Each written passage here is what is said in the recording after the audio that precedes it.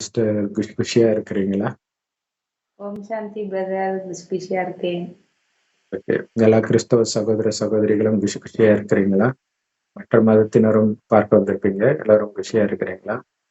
So ரொம்ப அற்புதமான ஒரு புஸ்தகம், யோபு புஸ்தகம், பழைய ஏற்பாட்டுல. ஸோ அதை நாம பார்த்துட்டு இருக்கிறோம். ஸோ இது வரைக்கும் 2 பேருக்கு இடையில உரையாடல் தான் நடந்துட்டு இருக்குது. கடவுளை விட நீ புத்திசாலியான்ட்டு நண்பர்கள் சொல்றதும், ஆஹ் நான் எந்த தப்புமே பண்ணல, கெட்டவன்லாம் நல்லா இருக்கிறான் அப்படின்ட்டு யோபு நேத்து பார்த்ததுல அதான் வந்துச்சு 21வது அதிகாரத்துல. ஸோ திரும்ப திரும்ப அதுதான் வந்துட்டு இருக்கு.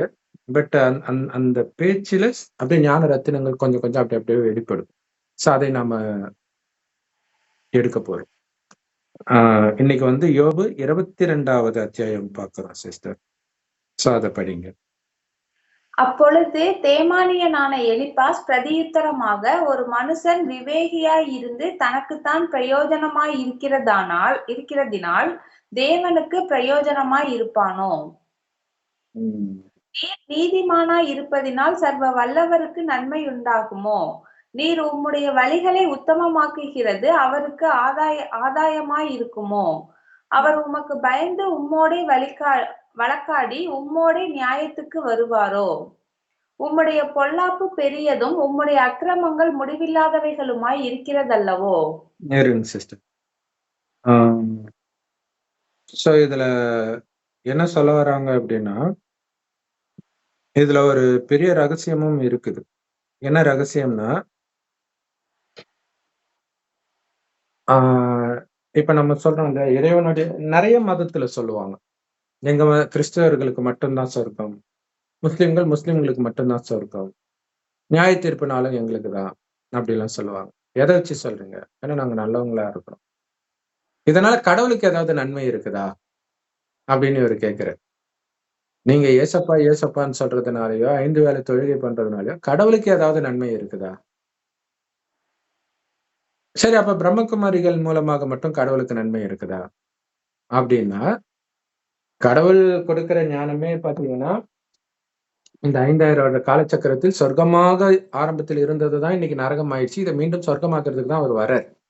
சொர்க்கத்தில் காம கோபம் பற்று பேராசை அகங்காரம் இல்லாம இருந்தா மாதிரி மீண்டும் உங்களை மாத்திக்கிட்டீங்கன்னா அங்க வருவீங்கன்னு சொல்லி நம்ம இப்ப தயார்படுத்துறார். அதுக்கு ஆத்ம உணர்வுல வரணும். உடல் உணர்வுல தான் இதெல்லாம் வந்துடுச்சு. சொர்க்கத்துல ஆத்ம உணர்வுல இருந்தீங்க, ஆத்மா புருவமத்தில் நட்சத்திரம் மாதிரி ஜொலிக்குது அப்படின்னு உங்களை உணர்ந்து, ஆத்மாவின் தந்தை தான் கடவுள், பரமபிதா, அல்லா, சிவன் இப்படி சொல்றோம். சோ அவரு செம்பன் நிறமான ஒளி உலகத்தில் நட்சத்திரமா இருக்கார். அங்க இருந்துதான் ஆத்மாக்கள் எல்லாம் முதல்ல வரும். உலகம் அழியும் போது மீண்டும் அங்க போயிட்டு மறுபடியும் சொர்க்கத்துக்கு தகுதியானால் வருவோம். இல்லாட்டினா அங்கே இருந்து இதே பூமி நரகம் ஆன பிறகு வருவோம். அது அவங்கவுங்களுடைய பவருக்கு ஏற்ப வருவோம். இப்ப நாம எப்படி கடவுளுக்கு உதவியா இருக்கிறோம் அப்படின்னா, கடவுள் சொர்க்கத்தை உருவாக்க வர்றாரு இல்லையா, அதுக்கு நாம உதவி செய்யறோம். சோ அப்ப அவர் எதையெல்லாம் விட சொல்றாரோ அதை விடணும். ஏன்னா அதன் மூலமா தான் சொர்க்கம் உருவாக போகுது. ஆனா உண்மையில இதனாலையும் கடவுளுக்கு நன்மை கிடையாது. ஆனா கடவுள் செய்யற தொழிலில் நாம இருக்கிறோம் இல்லையா? சோ ஏன்னா கடவுள் சொர்க்கத்துக்கு வரப்போறது கிடையாது. சோ அவரோடு சேர்ந்து அந்த சொர்க்கத்தை கட்டி எழுப்புறோம். நீங்க எந்த அளவுக்கு இறைவன் நினைவிலே செவ்வானத்தில் நட்சத்திரம் மாதிரி இறைவனை நினைச்சுக்கிட்டே இருக்கிறீங்களோ, அந்த அளவுக்கு ஆத்மா தூய்மை ஆகிட்டே இருக்கும். சோ எந்த அளவுக்கு ஆத்மா தூய்மை ஆகுதோ அந்த அளவுக்கு வெளி உலக கவர்ச்சியில இருந்து நீங்க விலகுறது மட்டும் இல்லாமல், மற்றவர்கள் இந்த காமம், கோபம் இதனால ஒரு தவறான வாயுமண்டலத்தை உருவாக்கி இருப்பாங்க இல்லையா, அது அப்படியே கிளீன் ஆகிட்டே வரும். சோ சொர்க்கத்தை உருவாக்குறதுக்கு அது ரொம்ப முக்கியமானது. சோ இதையெல்லாம் நாம பண்ற காரணத்தினால்தான் பிரம்மகுமாரிகள் மட்டுமே சொர்க்கத்துக்கு வர்றாங்க. கிறிஸ்தவ கன்னிகாஸ்திரியும் தூய்மையா தான் இருக்கிறாங்க. ஆனால் தூய்மையா இருக்கக்கூடிய சக்தி அவங்களுக்கு இருக்கான்னா கிடையாது. தனியா இருக்கிறாங்க, தூய்மையா இருக்கிறாங்க. இந்து துறவிகள் தூய்மையா இருக்கிறாங்க, தனியா இருக்கிறாங்க, தூய்மையா இருக்கிறாங்க. ஜெயின மத துறவிகள், புத்த மத துறவிகள் நிறைய பேர் அப்படி இருக்கிறாங்க. ஆனா கணவன் மனைவி ஒன்னா இருந்துகிட்டே தூய்மையா இருக்கக்கூடிய சக்தி, அதாவது ஆரம்பத்துல வலுக்கட்டாயமா தான் இருப்பாங்க. இந்த ஞானம் கிடைச்சோடனே சரி கடவுள் தூய்மையா இருந்தாதான் இது புரியும்னே சொல்றாரு, தூய்மையா இருப்பான். அப்புறம் இறைவனை நினைக்க நினைக்க அந்த சக்தி வரும். அதுக்கப்புறம் உங்களுக்கு ஈர்ப்பே வராது. ஆச்சரியமா இருக்கும், எப்படா இது நடக்குதுன்ட்டு. அந்த ஆத்மாவுக்கு பவர் வரும்போது, ஏன்னா சொர்க்கத்துல அவ்வளவு அழகான ஆண்கள் பெண்கள் இருப்பாங்க. கொஞ்சம் கூட சலனமாகாம நீங்க இருக்கணும். அதற்காக தான் ஒரு பெண்ணை நீ பார்த்தாலே விபச்சாரம் பண்ணிட்டேன்னு இயேசு சொல்றாரு. அப்ப விபச்சாரம் இல்லாமல் விபச்சாரம் தான் மிகப்பெரிய நீங்க பெந்தகோஸ்து சபைக்கு போனீங்கன்னா, எந்த நேரமும் விபச்சாரம் விபச்சாரம் கேட்கும். என்னடா இது யாராவது இந்துக்கள் போனா அபச்சாரம் அபச்சாரம்னுவாங்க. அப்படி கேட்கும். ஆனா அவங்களுக்கும் தெரியாது ஏன் சொல்றோன்ட்டு. காமமில்லாத உலகம். சோ அப்ப அந்த சக்தி அவர்களுக்கு கிடையாதே. கன்னிகாஸ்திரியும் விழறாங்க, வாய்ப்பு கிடைத்தால். பாதிரியாரும் விழறாங்க, சன்னியாசிகளும் விழறத பார்க்கிறோம். இல்லையா? தனியா இருக்கிற வரைக்கும் நல்லா இருக்கிறாங்க. இல்லாட்டினா விழுந்துடுறாங்க. ஆனா இன்னும் உலகம் ரொம்ப மோசமா மாறும். அதுதான் கடைசி டெஸ்ட் பேப்பர்.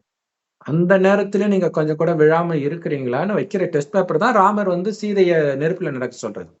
அது அந்த நெருப்பு இல்ல. காமம்ன்ற நெருப்பு, கோபம்ன்ற நெருப்பு, பற்று, பேராசை, அகங்காரம்ன்ற நெருப்பு. ஏன்னா ராவணன் கிட்ட இருந்து வராங்க. ராவணனாலே இந்த காமம், கோபம், பற்று, பேராசை, அகங்காரத்தை தான் சொல்றதே தவிர, தனியா அப்படி ஒரு மனுஷன் கிடையாது. எல்லாருமே இப்ப ராவணன்ற சாத்தான் ராஜ்யத்துல தான் இருக்கிறோம். இங்க இருந்து ராமராஜ்யத்துக்கு அழைச்சிட்டு போறதுக்கு தான் கடவுள் வர்றாரு. இதுதான் கிங்டம் ஆஃப் ஹெவன் அப்படின்ட்டு கிறிஸ்தவர்கள் சொல்றாங்க. அப்ப அதை உருவாக்குறதுக்கு நீங்க இப்ப ஹெல்ப் பண்றீங்க. இறைவன் நினைவுல இருக்கிறீங்க. மெயினா இறைவனை நினைக்க சொல்றாரு. ஆத்மான்னு வந்து இறைவனை நினைக்க நினைக்க அந்த சக்தி வரும்ன்ற. இதனால்தான் இந்த அதாவது எல்லாரும் கடவுளுக்கு குழந்தைங்க தான். ஆனால் அவர் அப்பான்னு உண்மையிலே தெரிஞ்சு ஏத்துக்கிறது நாம மட்டும்தான்.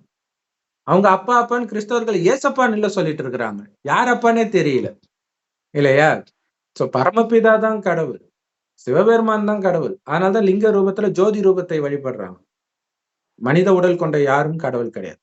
மனித உடல் கொண்டவங்களுக்கு பண்ற பக்தி எல்லாமே விக்கிரக ஆராதனை தான். இயேசுவையே அவங்க விக்கிரக ஆராதனை தான் பண்றாங்க. அவங்களுக்கு தெரியல. மனித வழியும் விக்கிரக ஆராதனை தான். முஸ்லிம்கள் மனித வழியை தான் ஃபாலோ பண்றாங்க. கடவுள் ஒருவர் தான், அவர் இப்பதான் வர்றாரு, இப்பதான் அந்த ஞானத்தை கொடுக்கிறார். அப்ப இது இல்லாம நான் உத்தமன் உத்தமன் சொல்றதுனால கடவுளுக்கு என்ன நன்மை? உண்மையிலே மனிதனுக்குமே கூட எது சரி எது தப்புனே தெரியாதே முதல்ல. அதான பெரிய விஷயம். எனக்கு தெரிஞ்ச அளவில் நான் உத்தமன் வேணா சொல்ல முடியும். எது சரி எது தப்புனே தெரியாம எப்படி உத்தமன் சொல்ல முடியும்?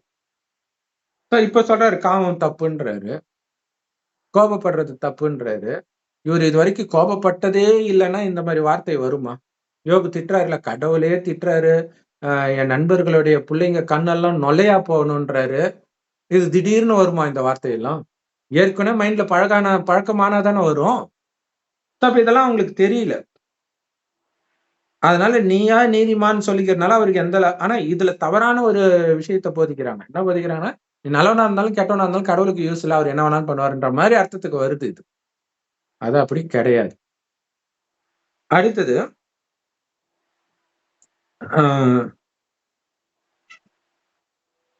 இது 4 படிங்க சிஸ்டர். அவர் உமக்கு பயந்து உம்மோடே வழக்காடி உம்மோடே நியாயத்துக்கு வருவாரோ? பயந்து வழக்காடி.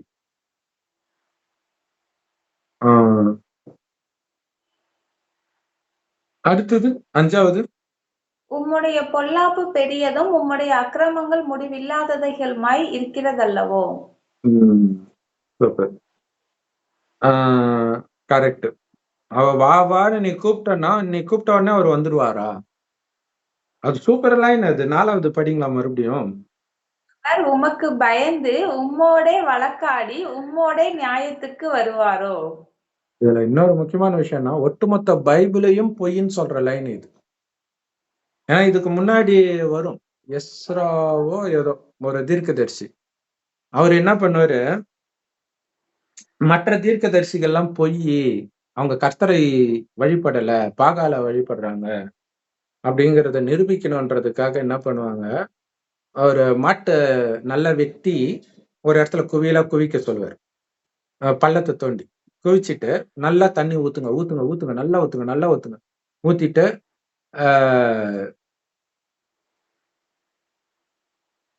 சாரி என்ன அப்படின்னா ஃபர்ஸ்ட் நல்லா இல்ல, ஒரு தடவை தான் ஊத்த சொல்லுவார். ஊத்திட்டு இப்ப உங்களுடைய தேவன் தான் உண்மையான தேவன்னா உங்க தேவனை நீங்க எவ்வளவு வேணாலும் ஜபம் பண்ணி இதுல நெருப்பு பிடிக்க வைங்க. அவங்களும் என்னென்னமோ பண்ணுவாங்க பண்ணுவாங்க பண்ணுவாங்க, முடியாது. ஸோ அதுக்கப்புறம் இவரு அதே மாதிரி வச்சுட்டு அப்பதான் நிறைய தண்ணி ஊத்திக்கிட்டே இருக்கு சொல்லிட்டு அப்புறம் ஆஹ் இவங்களுடைய தேவன் எல்லாம் பொய்யான தேவன் நிரூபிக்கிறதுக்காக கர்த்தரே வந்து அதுல தீ பிடிப்பான டமால்னு வந்து புத்திக்கும். அப்ப கடவுளுக்குன்னா வேற வேலை பொழப்பு இல்லையா, நீ சொன்னா வந்து கேட்கறதுக்கு. அததான் இங்க சொல்றாங்க. சோ அதுதான் ஒரு விஷயமே. பைபிளோ குரானோ எதை எடுத்தாலும் அதுலயே அதுக்குள்ள மாறுபட்ட கருத்து இருக்கும். அதுல புரிஞ்சுக்கலாம் இது மனித வழி, கடவுளுடைய வழி கிடையாது. சரி, இப்ப கடவுளுடைய வழி என்ன அப்படின்னா, கடவுள் ஒருத்தர் தான், அவர் வருவது ஒரே ஒரு முறைதான். இது வரைக்கும் கடவுள் வரவும் இல்ல, எந்த தூதரையும் அவர் அனுப்பவும் இல்ல. இப்ப லவ் பண்றாங்கன்னா தூது அனுப்புவாங்க ஃப்ரெண்டு மூலமா. லவ்வரே இல்லைன்னா எப்படி தூது அனுப்புவாங்க? ஒருத்தன் இல்லவே இல்ல, தூது அனுப்புறேன்னா என்ன இது? கடவுள் இந்த பூமிக்கு வந்தாதான் பேச முடியும். ஏன்னா அவருக்கு வாய் கிடையாது அங்க. உடல் அதுக்காக தான் இன்னொருத்தர் உடலை கடனா எடுக்கிறார். மேல இருந்தே பேசுற மாதிரி இருந்தா எல்லாருக்கும் இல்ல கேட்கும். ஏன்னா எல்லாருமே அங்கிருந்து தானே வரும். ஏன்னா இவரு பரிசுத்த ஆவின்னு சொல்ற அந்த கிறிஸ்தாத்மா மட்டும்தான் மேல இருந்து வருதா? ஜிப்ரேல் மட்டும்தான் வருதா? எல்லா ஆத்மாவும் மேல இருந்து தான் வருது. அப்படி இருந்தா மேலே நிரப்பி அனுப்பிச்சிருக்க மாட்டாரு? மறுபடியும் நாம எல்லாம் அங்கதானே போறோம். அப்ப கடவுள் எப்ப வர்றாரோ அப்பதான் அது நடக்குது, அந்த ஞானத்தை கொடுக்கிறது. அப்ப கடவுள் சொல்றாரு, இவ்வளவு அதாவது சொர்க்கத்தில் வந்து காமம், கோபம், பற்று, பேராசை, அகங்காரம்னா என்னன்னே தெரியாதனால நீங்க எந்த பாவமும் பண்ண மாட்டீங்க. அதனால கடவுள் கொடுத்த அந்த அளவற்ற செல்வம் நிரம்பிய சொர்க்கம், செல்வம் நிரம்பிய, சுகம் நிரம்பிய, அமைதி நிரம்பிய, ஆனந்தம் நிரம்பிய சொர்க்கமாகவே 2500 வருடம் இருக்குது. கொஞ்சம் கொஞ்சம் அது காரணம் ஆத்மாவிலே உங்களுடைய கவனம் இருக்கும். ஒருவர் ஆத்மான்னு தான் பார்ப்பீங்களே தவிர உடல்னே பார்க்க மாட்டீங்க. அப்ப உடலை பார்த்தால் தான் பிடிச்சவன், பிடிக்காதவன், காமம் இதெல்லாம் வரும். ஆத்மானும் பொழுது ஆத்மாவிலே கவனம் இருக்கும்போது சதா ஆனந்தமா இருக்கும். ஏன்னா ஆத்மாவுடைய உண்மையான குணமே ஆனந்தம். தன்னை ஆத்மா நினைக்கும் போதே ஆனந்தம் இருக்கும். பிறரையும் ஆத்மான்னு பார்க்கும்போது இன்னும் ஆனந்தம் தான் இருக்கும். அப்படி இருந்தவர்கள் கொஞ்சம் கொஞ்சமா ஆத்ம சக்தி இழந்து உடல்ன்ற உணர்வுல வரும்போதுதான் பிரச்சனை ஆயிடுது. புத்தி தடுமாற ஆரம்பிக்குது. அப்பதான் காமம், கோபம், பற்று, பேராசை, அகங்காரம் இதுல சிக்க ஆரம்பிக்கிறாங்க. சிக்கும் போது என்ன ஆகும்? கொஞ்சம் கொஞ்சமா அந்த வலியை அனுபவிக்கிறாங்க. அப்பதான் கோயில் கட்டுறாங்க. இந்த நரகத்துலதான் முதலாக சிவனுக்கு தான் கோயில் கட்டுறாங்க உலகத்திலே. இதோடைய நினைவாக பைபிள்ல சாலமன் கட்டிட்டாரு முதல் கோயில் அப்படின்னு காட்டிட்டாங்க. சோ அதுல சொன்னப்பட்டது எல்லாமே இங்கேதான் பொருந்தும். தங்க வைர வைடூரியத்தினால கட்டியிருப்பாங்க சோமநாதர் ஆலயம். அதை பல தடவை இடிச்சாச்சு. அதை கொள்ளடிக்கிறதுக்கே 18 முறை படையெடுத்தார் முகமது கஜினி. ஆயிரக்கணக்கான ஒட்டகத்து மேல நிரப்பி எடுத்துட்டு போவார் தங்கத்தை, வைர வைடூரியத்தை. திரும்ப வரும்போது பாத்தீங்கன்னா மறுபடியும் இவங்க நிரப்பி வச்சிருப்பாங்க. அப்ப எவ்வளவு பணக்காரங்களா இருந்திருப்பாங்கன்னு யோசிச்சு பாருங்க. சோ அப்படி இருந்தது. இன்னொன்னு கோயில் கட்டுறாங்கன்னும் போது கொஞ்சம் துக்கம் வர்றதுனாலதான் கட்டணும். சோ அப்பத்துல இருந்தே அந்த பக்தி ஸ்டார்ட் ஆகுது. அதுக்கப்புறம் மற்ற மதங்கள்லாம் வருது. ஆனால் அப்பெல்லாம் கடவுள் வராரான்னா வரல. நீங்க சொன்னதெல்லாம் கேட்கிறாரான்னா கேட்கலன்ற. இவங்க சொன்னால பரலோகத்தில் இருப்பாரு, பரலோகத்துல இருக்கிறாருன்றது உண்மைதான். அவருக்கு ஒண்ணும் அங்க காது கிடையாது நீங்க சொல்றது கேட்கறது. அவர் சொல்றாரு, நான் வர வேண்டிய நேரத்தில் தான் வருவேன். ஏசப்பா ஏசப்பான்றாங்களா? அப்ப ஏசப்பா கேட்டுட்டு இருக்கிறாரா? யாரும் இப்ப கேட்கறது கிடையாது. ஏன்னா அவங்களே மறுஜன் மறுத்த அவரே ஏசப்பான்னு கூப்பிட்டுட்டு இருப்பாரு. முகமது நபியா அல்லா அல்லான்னு கூப்பிட்டுட்டு இருப்பாரு. சோ அவர் வரவேண்டிய நேரம், அவருக்கு நிச்சயிக்கப்பட்ட நேரம் அந்த கடைசி நேரம் தான். அதனாலதான் அதை மகத்துவமா பேசுறாங்க எல்லா மதத்திலுமே. இயேசு நேரம் வருகை, கல்கி அவதாரம் இதெல்லாம். ஆனா இயேசுவும் வரப்போறது இல்ல, கிருஷ்ணரும் வரப்போறது இல்ல. ஏன்னா அவங்களும் ஒரு தடவை தான் கிருஷ்ணர், ஒரு தடவை தான் இயேசு. அது முதல் பிறவி. அடுத்தது மறுஜன்மம் எடுக்க அவங்களுடைய சக்தி குறைஞ்சு சாதாரணமா நம்மள மாதிரி அனைத்தையும் இழந்துதான் இருப்பான். சோ இறுதியில் தான் வருகிற இது வரைக்கும் நீங்க கூப்பிட்டதெல்லாம் வேஸ்டா அப்படின்னா வேஸ்ட் தான். ஒரே ஒரு நன்மை இருக்குது. என்னன்னா நீங்க எந்த அளவுக்கு கூப்பிட்டு இருக்கீங்களோ அந்த அளவுக்கு இந்த ஞானம் சீக்கிரமா கிடைக்கும்.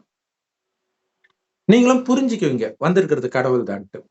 இல்ல இப்பதான் சமீபமா தான் இந்த பூமிக்கு வந்திருக்கீங்கன்னா அந்த அளவுக்கு உங்களுக்கு இது புரியாது. சோ அதுதான் வித்தியாசம். சோ அதனால நீங்க கத்தி கூப்பிடுறதுனால எல்லாம் வந்துட மாட்டேன்.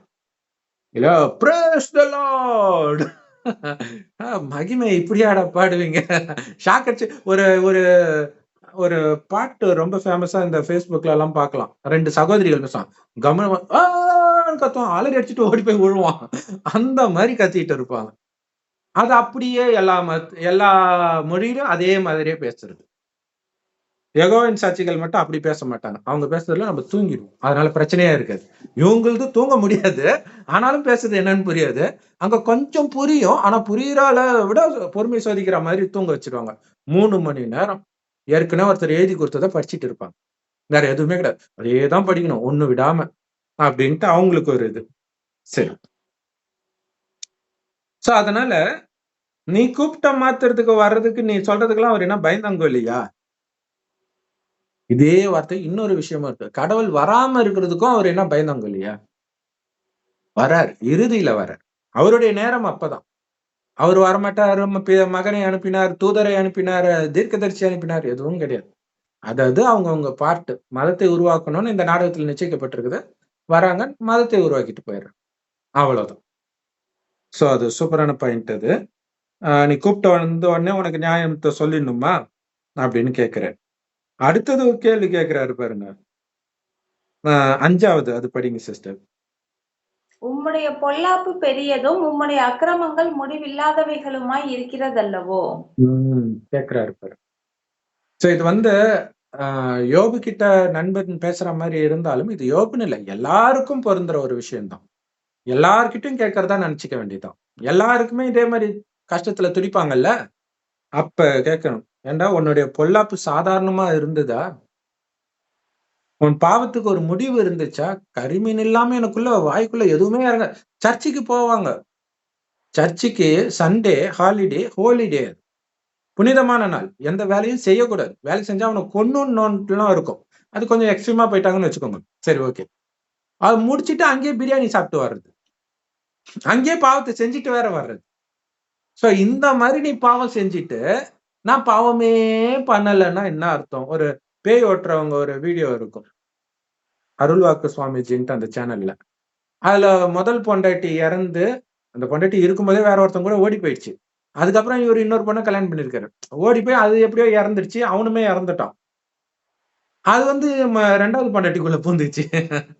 பூந்துட்டா அவன் திட்டுறான், அடிக்கிறான். அவன எனக்கு இவருனா ரொம்ப பிடிக்கும், அனுப்பாதீங்க அனுப்பாதீங்க. ஏம்மா யாரும்மா நீ? அவனா அவரோட லவ்வரா? இல்ல நான் அவர் பொண்டாட்டி. பொண்டாட்டியா? முதல் தாரமா? அப்படி அவருக்கு தெரியுதுல்ல அந்த அனுபவம். ஆமா. என்னப்பா உண்மையா? ஆமாங்க. சரி நானு, நீ என்ன பண்ண அந்த புள்ளைய? நான் ஒண்ணுமே பண்ணல. சோ அது பார்த்ததுல இருந்து அது ஞாபகம் இருந்துகிட்டே இருக்கு. அந்த மாதிரி இவரு நான் ஒண்ணுமே பண்ணலன்றாரு.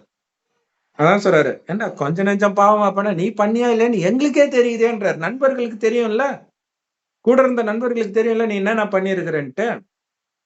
என்னென்ன பண்ணன்றத அடுத்தது சொல்றாரு பாருங்க. 6வது. முகாந்தரம் இல்லாமல் உம்முடைய சகோதரர் கையில் அடகு வாங்கி ஏழைகளின் வஸ்திரங்களை பறித்துக் கொண்டீர். இதெல்லாம் சொல்றாரு. ஏன்னா அப்ப வந்து இப்ப பைபிள்ல இந்த மாதிரி கொள்ளையடிக்கலான்ற மாதிரிலாம் இருக்கும். அது கடவுளுடைய வழி இல்ல, சாத்தானுடைய வழி. போய் ஒரு நாட்டை போய் நீ திருடு கொள்ளையடி, கடவுள் இப்படி சொல்லுவாரா? அப்படி உன்னை யாராவது பண்ண நீ கடவுள்கிட்ட எல்லாம் முறையிடுற. இப்ப கடவுளே சொல்லியிருந்தா நீ எப்படி அவர்கிட்ட போய் சொல்லுவ?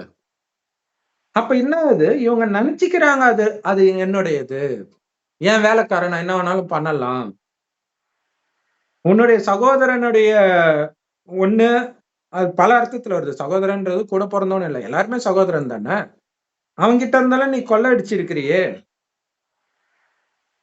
உன்கிட்ட கடன் படாமலே, கடன் பட்டா கொள்ளை அடிக்கலான்னு வேற இங்க வந்துடுது. இங்க அதுக்குதான் கடவுள் இந்த பிரச்சனையே கிடையாது. பிரம்மகுமாரிகளுக்கு கொடுக்கிற சட்டம் என்ன? கடனே நீ வாங்காத, கொடுக்காத, கணக்கே வேண்டாம், எதுக்கு வம்பு இல்லையா? அந்த கடன் பட்டதை தீர்ப்பதற்கு மீண்டும் பிறக்க வேண்டியதாயிடும். சோ இவங்க கிறிஸ்தவ சட்டப்படி கடன் வாங்கினா அவங்க பொருளை எடுத்துக்கலாம், குழந்தைங்களை கூட அடிமையா எடுத்துக்கலாம், இந்த மாதிரி எல்லாம் சட்டம் இருக்கும். ஆனா அப்படி இல்லாதவனுடையதையும் நீ அபகரிச்சியே. யாருக்கு தேவையோ அவங்கிட்ட இருந்து துணியெல்லாம் அபகரிச்சியே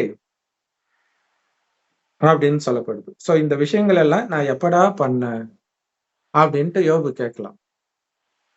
அப்ப இங்க என்ன நடக்குதுன்னா, முன்ஜென்மத்து விஷயத்தெல்லாம் சொல்றாரு. இதெல்லாம் நீ பண்ணியிருக்கிற. ஒரு தீர்க்கதரிசி மாதிரி. ஒரு சில அந்த குறி சொல்றவங்க முன்ஜென்மத்துல என்னென்ன பண்ணுவாங்க இல்லையா, அதெல்லாம் சொல்றாரு. அல்லது அப்பயே கூட பண்ணியிருக்கலாம், தெரியாது. அடுத்தது 7 சிஸ்டர். விடாய்த்தவனுக்கு தாகத்துக்கு தண்ணீர் கொடாமலும் பசித்தவனுக்கு போஜனம் கொடாமலும் போனீர். பலவானுக்கே தேசத்தில் இடமுண்டாயிற்று, கணவான் அதில் குடியேறினான். ஓகே. அப்ப வந்து ஒரு பிரயாணிக்கு நீ தண்ணி கொடுக்கல, பசிச்சவனுக்கு சாப்பாடு போடல. இது வந்து ஜெனரலா எல்லா மதத்திலும் இது பண்ணணும்னு இருக்கும். அதாவது குரான் பைபிள்ல இது இருக்கும். இந்து மதத்துல இப்படி இருக்கானே யாருக்கும் தெரியாது. ஆனா இத பண்றது இந்துக்கள் தான். இல்ல எங்க போனாலும் அன்னதானம், அன்னதானம், அன்னதானம். கும்பமேளா அன்னதானம். கோயில் போனா அன்னதானம். அத பத்தி கவலையே எனக்கு கிடையாது. இது எவ்வளவு இல்ல, ஆச்சரியம் பாருங்க. சிலர் கோயிலுக்கு போறதே சாப்பிடலாம். ஆ அந்த அந்த தைரியத்துல தான் வீட்ல வந்து அகங்காரத்த காட்டுறது. போடா நான் அங்க போய் பொழச்சுக்குவேன். சோ அதுவுமே ஒரு விதத்துல பாவம். ஏன்னா இப்ப எல்லாருமே பாவிகளா இருக்கிறாங்க. சோ அது ஓகே. பட் ஆனா இது ஆச்சரியம் பாருங்க. அவங்க சொல்றாங்க, இந்துக்கள் செய்யறாங்க. அதான் விஷயம். இன்னும் கேட்டீங்கன்னா பைபிள்ல வந்து எப்படியெல்லாம் கோயில் கட்டணும்னு சொல்லப்பட்டிருக்கிறதெல்லாம் இந்து கோயிலா இருக்கும். இப்படி வை, இந்த கோபுரம் வை, பனிமட்டு வை, அங்க பெல் அடி, கற்பூரம் காற்றுலாம் இருக்கும். எந்த சர்ச்சில் அதை பண்றாங்க? அதான் நம்ம சொல்றோம். இப்ப இருக்கிற விஷயம் தான் அங்க வெளிப்படுது அப்படிங்கிறது. சரி, ஓகே. சோ இது வந்து வள்ளலார் கூட திருவருட்பால சொல்லியிருப்பாரு. நான் பசியா வந்தவனுக்கு சாப்பாடு போடாம விட்டேனா, தண்ணி குடிக்காம விட்டேனா, என்ன பாவம் செய்தேனோ தெரியலையே. அவரா உணர்றாரு. அவருக்கு என்ன பிரச்சனையோ தெரியல, எழுதுறாரு. நான் இப்படி எல்லாம் செஞ்சிருக்கிறேன்னா, அடுத்த ஒரு மனைவியை களவாடினேன்னா, இந்த மாதிரி எல்லாம் வருது. சோ இதுலயும் வரும் அதெல்லாம். சோ அப்ப இதெல்லாம் பாவம் அப்படிங்கிறது தெரியாமலே இருக்கு. சோ அததான் இங்க போட்டிருக்கிறாங்க. நீ இப்படி எல்லாம் பண்ணி இருக்கிற, சக்தி படைத்தவனுக்கே நிலம் ஃபுல்லா சொந்தமாயிடுச்சு. இது எப்படி நியாயம்னு கேக்குறேன். அதனாலதான் உனக்கு இப்படி ஆச்சு என்று. ஏன்னா பெரிய பணக்காரன் யோபு. அவனுக்கு கீழே எத்தனை பேர் வேலை செஞ்சிருப்பாங்க. அப்ப அத்தனை பேருக்கு தேவையானதை நீ கொடுத்தியா? உன் மகனை நீ பாத்துக்கிட்ட. மகன் பாவம் செஞ்சிருவானோன்ட்டு அப்பாவி மாட்டை புடிச்சு வெட்டி பலி வேற கொடுத்த. ஆனா உன்னுடைய வேலைக்காரர்களை எப்படி பாத்துக்கிட்டன்றது நண்பர்களுக்கு தெரியும்ல. அதுதான் கொஞ்சம் கொஞ்சமா சொல்றாங்க. சரி.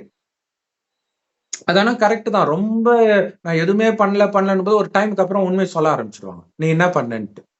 அப்ப கேட்டோன்னே கப்புன்னு வாய் மூடிக்கும். இதுதான் விஷயம். அதுல பாதிக்கப்பட்டவர்களே சொல்லும்போது இன்னும் பயங்கரமா இருக்கும். அதனாலதான் கடவுள் சொல்றாரு, எதையுமே கேள்வியே கேட்காதீங்க. அப்படியே ஏத்துக்கோங்க. கேட்டா நீங்க நொந்து போயிடுவீங்க அதை பாத்தீங்கன்னா அப்படின்ட்டு. ஓகே. கனவான் வந்து அதுல குடியிருக்கிறாங்க. மற்றபடி பாத்தீங்கன்னா அடுத்தது 9வது. விதவைகளை வெறுமையாய் அனுப்பிவிட்டீர், தாய் தகப்பன் இல்லாதவர்களின் புயங்கள் முறிக்கப்பட்டது. சூப்பர். அதையும் படிச்சிருங்க. ஆகையால் கன்னிகள் உம்மை சூழ்ந்திருக்கிறது, அசிப்பிலே உமக்கு வந்த பயங்கரம் உம்மை கலங்க பண்ணுகிறது. சூப்பர். இப்ப பாத்தீங்கன்னா விதவைகளுடைய அந்த 9 படிங்க. விதவைகளை வெறுமையாய் அனுப்பிவிட்டீர், தாய் தகப்பன் இல்லாதவர்களின் புயங்கள் முறிக்கப்பட்டது. முறிக்கப்பட்டது. விதவைகளை வெறுமையாய் அனுப்பிவிட்டீர். சோ இன்னைக்கு வரைக்கும் அரசாங்கம் வந்து இந்த மாதிரி யாராவது இறந்தாங்கன்னா காசு கொடுக்குறாங்கல்ல. சோ இதோடைய தொடர்ச்சி தான் அது.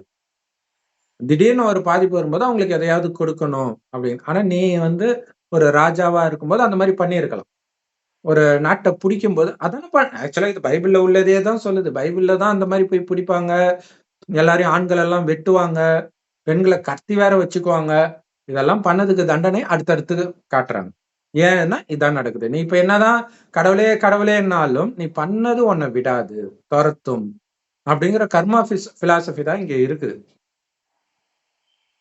அப்ப அவனும் ஒரு மனுஷன் தானே, அதை நீ யோசிச்சியா? நீ பாட்டுக்கு உனக்கு இப்ப இப்ப நடக்குதுல்ல எல்லா இடத்துலயும். பாலஸ்தீனர்களை துரத்துறாங்க, உக்ரைனியர்களை துரத்துறாங்க. அந்த இடத்த விட்டு இலங்கையில் அது மாதிரி நடந்துச்சு. நிறைய அந்த விதவை பெண்கள் அது துரத்துறது மட்டும் இல்ல, அவங்களுடைய நிலைமை ரொம்ப கொடூரமா இருக்கும். ஆண் துணை இல்லாத பெண்ணுடைய நிலைமை ரொம்ப விபச்சாரத்துக்கு வலுக்கட்டாயமா தள்ளப்படுவாங்க. இந்த மாதிரி எல்லாம் இருக்கும். கற்பழிப்பு இந்த மாதிரி விஷயம்லாம் நடக்கும். அதே மாதிரி அடுத்தது சொல்லுங்க. விதவையை துரத்தி வச்சு அடுத்தது தாய் தகப்பன் இல்லாதவர்களின் புயங்கள் முறிக்கப்பட்டது. அவங்களுடைய ஆதரவை ஃபுல்லா கட் பண்ணி அனாதை ஆக்கிட்டியே.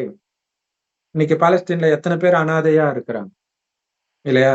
சோ அப்ப ஒருத்தர் எடுக்கிற முடிவு இவ்வளவு பெரிய பாவத்தை, அதாவது ஹமாஸ் தீவிரவாதி அவங்க பண்றாங்க, அது தப்புதான், எல்லாமே ஓகே தான், வேற வழியும் இல்லதான். ஆனாலும் இத பண்ணும்போது உங்களுக்கு அவ்வளவு தண்டனை கிடைக்கும். சாதாரண தண்டனை வந்திருக்காது. இத்தனை பேர் அனாதை ஆக்குறதுக்கு வந்து சாதாரண தண்டனையா கிடைக்கும்? சோ அத சொல்றாரு. இதெல்லாம் நீ பண்ணிருக்கிற ராஜா. அப்ப இது வந்து யாருக்குன்னா, இந்த மாதிரி ஆடுறவங்களுக்கான எச்சரிக்கை இது. இப்ப இவரு சொல்றாரு, ட்ரம்ப் சொல்றாரு, இந்த நாட்டுல வந்து இடதுசாரிகளின் ஆதிக்கம் அதிகமாகி விட்டது, கடவுள் நம்பிக்கை இல்லாம போயிடுச்சு, இனி ஒவ்வொருத்தரும் வீட்லயும் பைபிள் இருக்கணும், எல்லோரும் கடவுளை பிடிக்கணும் அப்படின்ட்டு அந்த பக்கம் இப்ப திரும்புறாரு அவர்.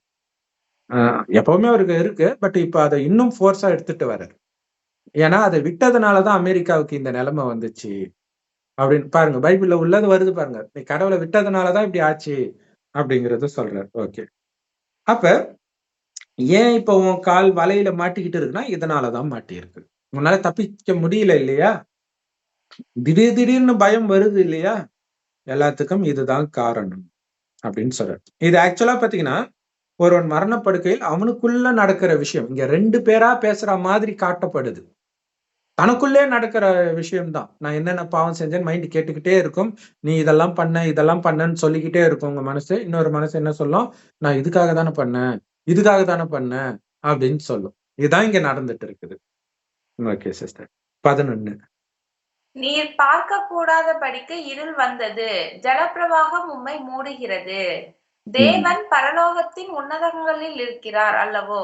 நட்சத்திரங்களின் உயரத்தை பாரும், அவைகள் எத்தனை உயரமாய் இருக்கிறது. நீர் தேவன் எப்படி அறிவார்? அந்த காலத்துக்கு அப்புறத்தில் இருக்கிறவர் நியாயம் விசாரிக்க கூடுமோ? அவர் பாராதபடிக்கு மேகங்கள் அவருக்கு மறைவாய் இருக்கிறது. பரமண்டலங்களின் சக்கரத்திலே அவர் உலாவுகிறார் என்று சொல்லுகிறேன். இது சூப்பர். இப்ப அதனால உன்னுடைய வாழ்க்கை ஃபுல்லா இருள் சூழ்ந்துடுச்சு, ஒரு வெள்ளத்துக்குள்ள சிக்கினா மாதிரி ஆயிட்ட அப்படின்னு சொல்றாங்க. அடுத்தது, கடவுள் சொர்க்கத்தை மாதிரி உயர்ந்தவர் அல்லவா? அது சூப்பரான லைன் இல்லையா? இன்னைக்கு 7 அதிசயங்கள் ஒண்ணுமே கிடையாது, சொர்க்கம் தான் அதிசயம், இதே பாரத பூமி தான் சொர்க்கமா இருந்துச்சுன்ட்டு. அப்ப அதை படைத்தவர் எவ்வளவு உயர்ந்தவரா இருப்பார் இல்லையா? இந்த ஞானத்தை கொடுத்து படைக்கிறார். அப்ப அவருடைய ஞானம் எவ்வளவு உயர்ந்ததா இருக்கும். அதுதான் எல்லா பிரம்மகுமாரிகள் ராஜயோக தியான நிலையத்திலும் முற்றிலும் இலவசமா கிடைக்குது. யூடியூப் வெப்சைட்ஸ்ல இருக்கு. அதோட லிங்க் இந்த வீடியோக்கு டிஸ்கிரிப்ஷன்ல கொடுக்குறோம். தமிழ்ல வந்து பிகே சரவணகுமார் தமிழ் முரளின்னு போட்டீங்கனாலே வரும். மற்ற லாங்குவேஜ்ல நீங்க கூகுள் சர்ச் பண்ணிக்கலாம், பிரம்மகுமாரி முரளி, எந்த லாங்குவேஜோ அந்த லாங்குவேஜ் போடுங்க. அப்ப வானத்து நட்சத்திரங்களே உயர்வா இருக்குதுன்னா அவ்வளவு எவ்வளவு உயர்வா இருப்பார் அப்படிலாம் இருக்குது. அப்படிப்பட்டவரை அவருக்கு என்ன தெரியும்? ஏன்னா அவரை சுத்தி நிறைய மேகங்கள் இருக்குது, அவர் அங்கேயே சுத்திக்கிட்டு இருக்கிறார். அவருக்கு நான் படுற கஷ்டம் எப்படி தெரியும்னு கேட்கிற அப்படிங்கிறாங்க. சோ இதுல ஒரு உண்மையும் இருக்குது. உண்மையிலே கடவுளுக்கு நீங்க என்ன பண்றீங்கன்னா அங்க இருக்கும்போது தெரியாது இல்லையா? இங்க வந்த உடனே அவருக்கு தெரிஞ்சிடும், உடம்புக்குள்ள வந்த உடனே அவருக்கு தெரிஞ்சிடும் எல்லாமே. அவருக்கு வந்து என்னென்ன நடந்துச்சுன்ற ஞானத்தையும் அவர் கொடுக்கிறார். இந்த ஞானம் எப்படி வந்துச்சுன்னு எனக்கே தெரியாதுன்னு சொல்றேன். சோ இதெல்லாம் ஆழமான விஷயங்கள். அதை நீங்க பிரம்மகுமாரி ஆகும்போது உங்களுக்கு புரியும். அப்ப உண்மையில இங்க புலம்புறது அவருக்கு கேட்காது. இதுக்கு முன்னாடி இப்ப கேட்கும். ஏன்னா இப்ப கடைசின்னு ஒரு வருடம் நடக்குது. இப்ப இங்கதான் இருக்கிறாரு அவர். சரி,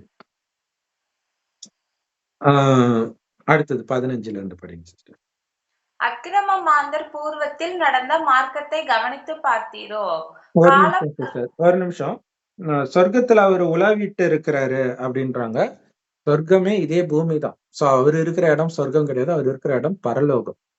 இததான் பரந்தாமம்னு கிறிஸ்தவர்கள் சொல்றாங்க. லோகம், தாமம் இது எல்லாமே உலகம்னு அர்த்தம். பரனா இந்த உலகத்திற்கு அப்பாற்பட்டன்னு அர்த்தம். அங்க கடவுள் இருக்கிறார். அதனாலதான் அவர் பேர் பரந்தாமன் கூட சொல்லுவாங்க. ஆனா சொர்க்கமாக இந்த பூமி தான் இருந்தது. அப்ப சொர்க்கத்துல ஆதாமியாவாலை படைச்சிட்டு சொர்க்கத்தை விட்டு துரத்துறாருன்னா என்ன, மேல இருந்து கீழே தூக்கியா போட்டாரு? ஏன்னா அவருடைய சந்ததியினர் நாமம் தானே சொல்றீங்க. அப்ப அவங்க இங்கே தானே இருந்திருப்பாங்க. இதே பூமி தான் மீண்டும் சொர்க்கமாக போகுது. மோசஸ் மூலமாக அடிமைகளை மீட்டு பாலாறு தேனாறு ஓடக்கூடிய இடத்துக்கு அழைச்சிட்டு போறேன்னு பூமியில தானே சுத்திட்டு இருக்கிறாங்க. அப்படியே மேலே ஏறி போனாங்க கிடையாது. சோ இதே இடம் தான். சோ அதை புரிஞ்சுக்கணும். இங்க கடவுள் சுத்திக்கிட்டு எல்லாம் கிடையாது. சொர்க்கத்துக்கே வரமாட்டார் கடவுள். சரி, மேல சுத்திக்கிட்டு இருப்பாரா? ஒண்ணும் எந்த சிந்தனையும் இல்லாம அமைதியா இருப்பார். சரி, இந்த பரந்தாமம் எவ்வளவு பெருசுதான் இருக்குது, போய் பார்த்துட்டு வரலான்லாம் அவருக்கு தோணாதான். அந்த வீண் எண்ணமே இருக்காது. அதனாலதான் அவர் கடவுள். வீண் எண்ணம் இருக்கிறனால தான் நமக்குள்ள காமம், கோபம், பற்று, பேராசை, அகங்காரம் வந்துச்சு. அநியாயமா மாட்டிக்கிட்டோம். அடுத்தது வந்து அக்கிரமக்காரர்கள் போன வழியிலே தான் நீயும் போவியா அப்படின்னு கேக்குறாங்க. 16 சொல்லுங்க சிஸ்டர். காலம் வரும் முன்னே அவர்கள் வாடி போனார்கள், அவர்களுடைய அஸ்திபாரத்தின் மேல் வெள்ளம் புரண்டது. தேவன் அவர்கள் வீடுகளை நன்மையால் நிரப்பியிருந்தாலும் அவர்கள் அவரை நோக்கி எங்களை விட்டு விலகும், சர்வ வல்லவராலே எங்களுக்கு என்ன ஆகும் என்றார்கள். ஆகையால் துன்மார்க்கரின் ஆலோசனை எனக்கு தூரமாய் இருப்பதாக, எங்கள் நிலைமை நிர்மூலமாகாமல் அவர்களுக்கு மீதியானதையோ அக்னி பட்சித்ததென்பதை நீதிமான்கள் கண்டு சந்தோஷப்படுகிறார்கள். குற்றமில்லாதவன் அவர்களை பார்த்து நகைக்கிறான். நீர் அவரோட பழகி சமாதானமாய் இரும். இருங்க. துன்மார்க்கர்கள் வந்து, அதாவது கடவுளை ஏற்காதவர்கள், அவங்க இஷ்டத்துக்கு இருக்கிறாங்க. இது எல்லாமே மெயினா வந்து பைபிள், குரான், ராமாயணம், மகாபாரதம் எதுவுமே அப்ப நடந்தது கிடையாது. இப்ப கடைசியில நடக்கக்கூடிய விஷயங்கள். இது வந்து தீர்க்க தரிசனமாக அப்ப வருது. அதுவும் சூக்ஷ்மமா நடக்கிற விஷயம். நமக்குள்ள நடக்கக்கூடிய விஷயங்கள் அது. மனிதர்கள் இதுல பாத்தீங்கன்னா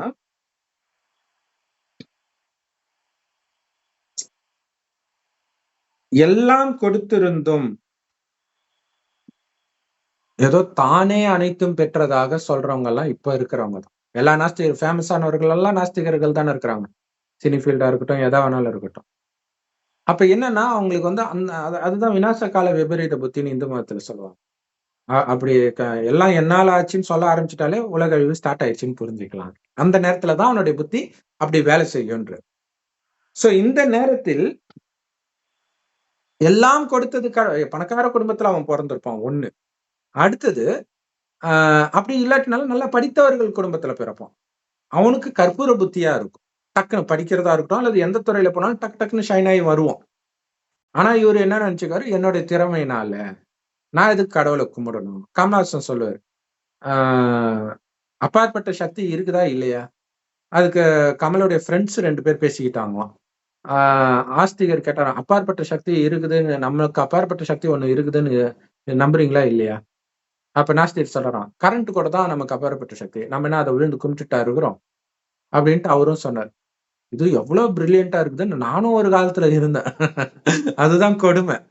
சோ அப்ப இந்த கடைசி நேரத்துல மனிதனுடைய புத்தி அப்படி இருக்குது. இதுக்கு முன்னாடி எல்லாம் நம்ம ஒரு தப்பு பண்ணா இதனாலதான் நம்ம பண்ணோம் இல்லையா, இந்த ஜென்மத்திலே கூட சின்ன வயசுல இதை பண்ணோம் இல்லையா, அதுக்காக தான் இது நடக்குது. குறிப்பா பாத்தீங்கன்னா நம்ம அப்பா அம்மாவை என்னென்னலாம் டார்ச்சர் பண்ணுமோ அத்தனையும் நம்ம குழந்தைங்க நமக்கு பண்றதை பார்க்கும்போது நமக்கு ஆச்சரியமா இருக்கும். எப்படிரா அப்படின்னு இருக்கும். இப்படித்தானே நம்ம பண்ணோம், அப்ப நமக்கு இது பாவமாவே தெரியலையே, நம்ம ஜாலியா விளையாடுற மாதிரி தானே நினைச்சுக்கிட்டோம். இப்ப அது தெரியுது இல்லையா? இந்த மாதிரிதான் நம்ம ஒரு காலத்துல பண்ணும்போது நமக்கு அது பாவமா தெரிஞ்சிருக்காது. ஏதோ ஒரு ஜென்மத்துல ராஜாவா இருக்கும்போது அந்த மாதிரிலாம். இப்ப நம்மளுடைய இத வந்து சொத்தை, நிலத்தை ஏதோ ஒரு காரணத்துக்காக அரசாங்கம் அபகரிக்குதுன்னு வச்சுக்கலாம், ஒரு ரோடு போறதுக்கோ இதுக்கோ, அந்த நேரம் கதறீங்கல்ல, அங்க நீங்க பண்ணிருப்பீங்க. அதை கடைசியில காட்டுவார். ஏன்னா இப்ப இருக்கிறது ஒண்ணுமே கிடையாது, இதுக்கே கதறீங்க. அப்ப அவ்வளவு செல்வ செழிப்பா இருந்ததையே நீங்க அபகரிச்சிருப்பீங்க இல்லையா? ஒரு நாட்டை அபகரிப்பீங்க எல்லாம் போய் என்னென்ன பண்ணிருப்போம். அப்ப அவனுடைய நாளுக்கு முன்பு அவனுடைய ஆயுள் பறிக்கப்பட்டதை, வெள்ளத்தில் மூழ்கி இறப்பதை நீ பார்க்கலையா அப்படின்னு கேட்கிறாரு. அதுதான் அவர் ஏற்கனவே சொல்லிட்டாரு, வாழறவரையும் நல்லா தானே வாழ்ந்தான், எப்ப செத்தா என்ன, நிம்மதியா போயிட்டானே அப்படின்னு ஒண்ணு கேட்டிருந்தார். ஆனால் இது எல்லாமே இந்த கடைசி நேரத்துல பாத்தீங்கன்னா அவங்க வந்து இறந்ததோட முடிஞ்சிடாது. பேயே அலைவாங்க. அந்த கடைசி நேரத்துல உடம்பும் கிடைக்காது. அந்த நேரம் அதுதான் பெரிய தண்டனையாக மகாபாரதத்துல சொல்லப்படும். அஸ்வத்தாமன் வந்து ஒரு அபிமன்யுடைய மகன், அபிமன்யுடைய மனைவியுடைய கர்ப்பத்துல இருக்கிற அந்த கருவை வந்து ஒரு அஸ்திரத்தை விட்டு அழிச்சிருவோம். நீ எவ்வளவு பெரிய பாவம் பண்ண, அதனால நீ வந்து உடம்பே கிடைக்காம உலகம் அழியிற வரைக்கும் அலைவ அப்படின்னு சொல்லப்பட்டது. கடைசியில பேயா அலையிறதுதான். அப்ப அந்த கருவை அழிக்கிறதுனா உண்மையிலே என்ன அர்த்தம் தெரியுமா? அபார்ஷன் பண்றது, கருத்தடை சாதனம் பயன்படுத்துறது. இது வந்து பைபிள்லயும் இருக்கும் ஒரு கதையில. அது கதைப்படி என்ன இருக்கும் அப்படின்னா, அப்போ ஒரு சட்டம் இருக்கிற மாதிரி இருக்கும். அண்ணன் இறந்துட்டான்னா அண்ணனுடைய மனைவியை தம்பி கல்யாணம் பண்ணிக்கணும். அவனும் இறந்துட்டான்னா அடுத்த தம்பி கல்யாணம் பண்ணிக்கணும். இது கேட்கறதுக்கு நாராசமா தான் இருக்கும். பட் இதுல சொல்ற ரகசியம் அதை விட்டுட்டு நம்ம இதுக்குள்ள போயிடுவோம். அதுதான் விஷயம். சோ அப்ப அந்த மாதிரி ஒருத்தனுக்கு வந்து கல்யாணம் பண்ணி வச்சிருவாங்க அண்ணன் இறந்த உடனே. அவன் காமத்துல ஈடுபடும் போது என்ன பண்ணுவான், விந்தை வந்து வெளியில செலுத்திடுவான். அப்ப கடவுள் கோபம் வந்து ஏதோ சாபம் கொடுப்பார். சோ இதோட அர்த்தம் என்ன அப்படின்னா, கருத்தரிக்கிறதுக்காக தான் காமம். கருத்தரிக்கிறது இல்லாத விஷயத்துக்காக காமத்தை பயன்படுத்துறீங்கன்னு அர்த்தம். வெளியில விடுறாங்கன்றது அர்த்தம் கிடையாது இல்லையா? அப்படின்னு என்ன அர்த்தம்? கர்ப்பத்தடை சாதனம், சுய இன்பம், இந்த மாதிரி விஷயங்கள் வந்துருச்சு. சோ அப்ப அதுக்கெல்லாம் தண்டனை இப்படி பேயா அலைவீங்க. ஏன்னா அந்த ஆசை இருக்குது இல்லையா? அந்த ஆசையிலே போய் நீ தண்டனை அனுபவிக்கணும். அந்த மாதிரி பேயா அலைஞ்சு அலைஞ்சு ஒரு மாதிரி பைத்தியம் பிடிச்ச, அதாவது ஒரு ஒரு ஆணுக்கு ஒரு பொண்ணை லவ் பண்ணி அந்த பொண்ணு விட்டுட்டு போனா எப்படி துடிக்குமோ அதை விட பேய் துடிக்கும். அது ஒருத்தன் உடம்புக்குள்ள இருக்கும், அவங்களுக்கு தெரியாது. சோ இந்த மாதிரி அதுல துரோகம் நடக்கும்போது அது அழுதுட்டு இருக்கும். சோ இந்த மாதிரிலாம் நிறைய விஷயங்கள் நடக்கும் கடைசி நேரத்துல. சோ இது பாத்தீங்கன்னா எல்லா மதத்திலுமே வருது பாருங்க இந்த விஷயம். அப்ப அதனால அவன் இறந்துட்டா தப்பிச்சிட்டான் அப்படின்னு அர்த்தம் கிடையாது. அப்படி நினைச்சிட்டு நிறைய பேர் தற்கொலையும் பண்றாங்க. ரொம்ப கொடூரமா இருக்கும். அடுத்தது எப்ப மறுபடியும் உடம்பு கிடைக்குன்னே தெரியாது. அது வரைக்கும் அதாவது உயிரோட இருக்கும்போது ஏன்டா உயிரோட இருக்கிறோன்ற மாதிரி, ஐயோ எப்படா உடம்பு கிடைக்கும்னு துடிக்க ஆரம்பிப்பாங்க. சோ இதெல்லாம் தெரியாம உடம்பு இருக்கிற திமிர்ல, பணம் இருக்கிற திமிர்ல, அழகு, ஆரோக்கியம், புத்திசாலித்தனம் இருக்கிற திமிர்ல எங்களுக்கு கடவுளும் தேவையில்ல, ஒண்ணும் தேவையில்ல. எனக்கு ஒன்னும் அவர் பண்ணல. ரஞ்சித் சொல்றாரு, எவ்வளவு பெரிய டைரக்டரா இருக்கிறாரு. இத கடவுள் கொடுக்கலையா? எனக்கு அவர் எதுவும் கொடுக்கல, அதனால எங்களுக்கு அவர் தேவையில்லை அப்படின்னு சொல்லிட்டு இருக்கிறாரு. சோ இந்த விஷயம் தான் இங்க நடந்துட்டு இருக்குது. அப்ப அப்படி எல்லாம் சொன்னாங்க. சர்வ வல்லவர் எங்களுக்கு என்ன பண்ணிட போறாரு? இத வேற நிறைய பேர் சொல்லுவாங்க. அப்படி கடவுள் இருந்தான்னா அது மசூதி இடிச்சாங்கல்ல, எங்கடா போனாரு உங்க கடவுள்? கோயில் இடிச்சாங்கல்ல முஸ்லிம் மன்னர்கள், எங்க போனாரு உங்க கடவுள்? சர்ச்சுக்கு பாம்பு வச்சாங்கல்ல, எங்க போனாரு உங்க கடவுள்? அப்படின்னு எல்லாம் கேட்கிறாங்க இல்லையா? சோ அது எல்லாமே இந்த விஷயம் தான். இதுல கொடுமை என்னன்னா, கடவுள் நம்பிக்கை உள்ளவனே போய் இன்னொரு மதத்துல போய் வைக்கிறான். அதான் ரொம்ப கொடுமை. அது பெரிய கொடுமை இல்ல. இப்ப முஸ்லிம்கள் வந்து ஏதோ திருத்தணியிலன்னு நினைக்கிறேன், முருகன் கோயில் இருக்கிற இடத்துல இப்ப மாட்டுக்கறி பிரியாணி போடப்படும்னு போட்டாங்க. உடனே இந்து மதத்துல கொஞ்சம் தீவிரமா இருக்கிறவங்க, இப்படி பண்ணீங்கன்னா ஒரு மசூதிக்கு முன்னாடி நாங்க பன்னிக்கறி வெட்டுவோன்றாங்க. இப்ப அவங்க அது சாப்பிடுவாங்க, சாப்பிடுறதுக்காக அவங்க வெட்டுறாங்க. நீ பன்னிக்கறி சாப்பிடுவியா? அப்ப ஒரு உயிரை கொல்றது பாவம்ன்றதானே இந்து மதம். அவன் அவன் மதத்துல அவன் சாப்பிடலான்னு இருக்குது, அவன் சாப்பிடுறான். அப்ப நான் என் மதத்தின் விஷயத்தை மீறுவேன் சொல்றதுதான் உண்மையிலே இந்து மதத்துக்கு அவமானம். இப்ப உண்மையிலே வந்து மசூதி முன்னாடி பன்னிக்கறியை வெட்டினா அவன் ஒன்னும் கவலைப்பட போறது கிடையாது. அவன் சாப்பிடக்கூடாதுன்னு தான் சொல்லப்பட்டிருக்குது. அவன் என்ன சாப்பிட போறான்? பார்க்காம அவன் மட்டும் போயிட்டே இருக்க போறான். இது கூட யோசிக்க முடியல. சோ இப்படிதான் பாவம் செஞ்சுக்கிட்டு இருக்கிறோம். அதுக்கு பன்னியும் ஆடும் என்ன பண்ணுச்சு இல்லையா? சோ இந்த மாதிரி நிறைய பாவங்கள் செஞ்சிருப்போம். அதனால இந்த துன்மார்க்கர்களுடைய வழி என்னிடம் இருந்து தூரமாக இருக்கட்டும். இது வந்து ரொம்ப பவர்ஃபுல்லான லைன். எப்பவுமே ஞாபகம் வச்சிருக்கணும். துன்மார்க்கருடைய வழி, ஒரு பொண்ணு அழகா இருக்கிறா அப்படின்னு மைண்ட்ல தோணுச்சுனாலே துன்மார்க்கருடைய வழி என்னிடம் இருந்து தூரமாக இருக்கட்டும். அது துன்மார்க்கருடைய வழி இல்லையா? ஆத்மாவை பார்க்கறது, சகோதரன் சகோதரியா பார்க்கறது தான் கடவுள் நமக்கு கத்துக் கொடுக்கிற வழி. சரி, ஓகே சிஸ்டர். அடுத்தது அடுத்தது படிங்க சிஸ்டர். 19 நீர் அவரோடே பழகி சமாதானமாய் இரும். அதனால் உமக்கு நன்மை வரும். அவர் வாயினின்று பிறந்த வேத பிரமாணத்தை ஏற்றுக்கொண்டு அவர் வார்த்தைகளை உம்முடைய இருதயத்தில் வைத்துக் கொள்ள வேண்டுகிறேன். நீர் ஓகே சர்வ சிஸ்டர். ஓகே, ஓகே, வல்லவரிடத்தில் ஓகே. அதுக்கு முன்னாடியே விட்டுட்டேன். சோ அப்ப இந்த மாதிரி சொன்னவர்கள் அது 19 படிங்க. எங்கள் நிலைமை நிர்மூலமாகாமல் அவர்களுக்கு மீதியானதையோ அக்னி பட்சித்ததென்பதை நீதிமான்கள் கண்டு சந்தோஷப்படுகிறார்கள். அப்ப நீதிமானுக்கும் துன்மார்க்கனுக்கும் வித்தியாசம் பாருங்க. இப்படியெல்லாம் ஆகும்போது திடீர்னு அவனுக்கு போகும் பொழுது பார்த்து சந்தோஷப்படுறான். சோ இப்ப ஒண்ணும் இல்ல. இப்ப அமெரிக்கால நடந்துச்சுல அந்த குளோபல் அவார்ட்ல ஃபங்க்ஷன்ல சொல்றான், வழக்கமா தேங்க் காட், தேங்க் ஜீசஸ்ன்ட்டு போவாங்க. இந்த தடவை யாருமே சொல்லல. சோ 3வது நாள் அங்க தீ பிடிச்சுது. அதே ஏரியா, அந்த இடமே ஃபுல்லா சாம்பல் இல்லாம போச்சு. அந்த ஊரே போயிடுச்சு. பார்த்தோம் நம்ம அந்த தீக்கு இரையானது. அப்ப கடவுள் நம்பிக்கை உள்ளவங்க அதை நினைத்து சந்தோஷப்படுவாங்க தானே இல்லையா? என்ன ஆட்டம் ஆடுனீங்க நீங்கன்ட்டு. நிறைய பணக்காரர்களுடைய இடமெல்லாம் காலி ஆச்சு. ஃபுல்லா அது பணக்காரர்கள் இருக்கிற ஏரியா வேற. சோ அதை பார்த்து நீதிமான் சந்தோஷப்படுவார்கள் அப்படின்னு போட்டிருக்குது. ஆனா நீதிமான் சந்தோஷப்பட மாட்டார்கள். ஏன்னா இது வந்து ஒரு கட்சி மாதிரி இருக்குது. ஏடிஎம்கே தோத்தா டிஎம்கே சந்தோஷப்படும், டிஎம்கே தோத்தா ஏடிஎம்கே சந்தோஷம். துன்மார்க்கர் சன்மார்க்கர்னு என்ன? சத்திய வழிப்படி நடக்கிறவங்க. சத்திய வழி எதுனே இப்ப தெரியாது. எல்லாமே சாத்தானுடைய வழிதான். எல்லா மதங்களையும் சாத்தான் தான் உருவாக்கி இருக்குது. மனித வழிதான் சாத்தான் வழின்றது வேற ஒண்ணும் இல்ல. கடவுள் ஒருவர் தான், மற்ற எல்லோரும் மனிதர்கள் தான். மதங்கள் எல்லாம் மனிதர்களால் உருவாக்கப்பட்டதான். அது மேல இருந்து வந்தாலும் எல்லா ஆத்மா மேல இருந்து தான் வருது.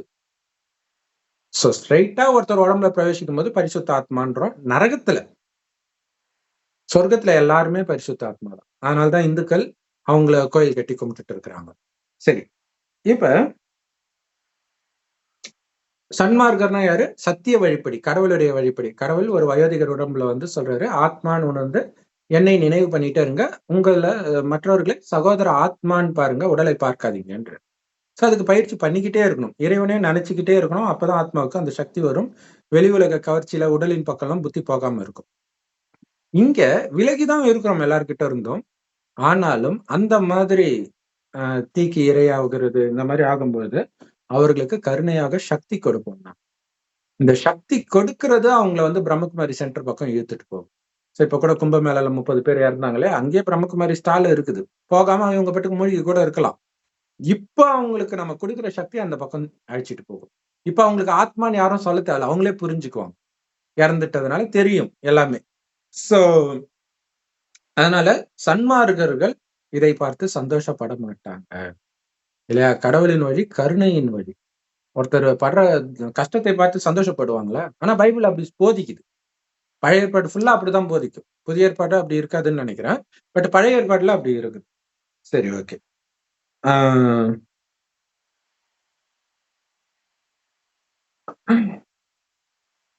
சோ அதுக்காக தான் இங்க உடல் நினைக்காம ஆத்மானே நினைக்கும் பொழுது, அதுவும் ஆத்மா தானே. உடல் நினைக்கும் போதுதான் உங்களுக்கு உடலை விட்டு போறது மரணம், தண்டனைன்னு தோணும். ஆனா உடம்பை விட்டு அது ஆத்மா வந்துடுச்சு. இப்ப ஞானம் இன்னும் ஈஸியாவே எடுக்கும். சோ இந்த நேரம் ஏன்னா நிறைய பேர் கிறிஸ்டியன்ஸ், முஸ்லிம்ஸ், மற்ற மதத்தை சார்ந்தவர்கள், இந்துக்களுமே கூட இறந்துதான் நிறைய பேர் ஞானத்தை எடுப்பாங்க. அப்ப ஒருத்தர் உடம்புக்குள்ள 50, 60 ஆத்மா பூந்துகிட்டு இல்லாத சேட்டையெல்லாம் பண்ணிட்டு, அதுல ஒரு ஆத்மா மனம் திருந்தி வலுக்கட்டாயமாக இங்க வரும் பொழுது, இந்த ஞானத்தை கேட்கும்போது வேற வழி இல்லாமல் அது கேட்கும். அது உட்கார்ந்துகிட்டு அல்லேலூயா சொல்லி பார்க்கும், என்னென்னமோ பண்ணி பார்க்கும். உடம்பை விட்டு போகவே முடியாது. அதுக்கப்புறம் இறைவனை நினைக்கும் கடைசியில, வாழ்க்கையே வெறுத்து போய் அப்பதான் போகும். சோ இன்னொருத்தர் உடம்புக்குள்ள மாட்டிக்கிறது எவ்வளவு பெரிய தண்டனை. அதால வெளிலயும் வர முடியாது. அதான் அங்க பெரிய விஷயம். சரி. சோ இதுல கொடுமை என்னன்னா, ஆணுடைய ஆத்மாவும் உள்ள இருக்கும், பெண்ணுடைய ஆத்மாவும் உள்ள இருக்கும். அப்ப இன்னொருத்தரோட காமத்துல ஈடுபடும் போது கம்முன்னு இருக்கிற ஆத்மாவுக்குலாம் ஓரின சேர்க்கை பழக்கமாயிடும் இல்லையா? இது வந்து அடுத்தது பிறக்கும் போது அது ஓரின சேர்க்கையாளரா மாறிடுது. சோ அது ஒரு காரணமாக இருக்கலாம். இப்ப அந்த மாதிரி எல்லாம் இருக்கிறாங்களே ஓரின சேர்க்கையாளர், பேயா இருந்து இப்படி மாறினதுனால ஆகியிருக்கும். டக்குன்னு. ஓகே. 20 சிஸ்டர்.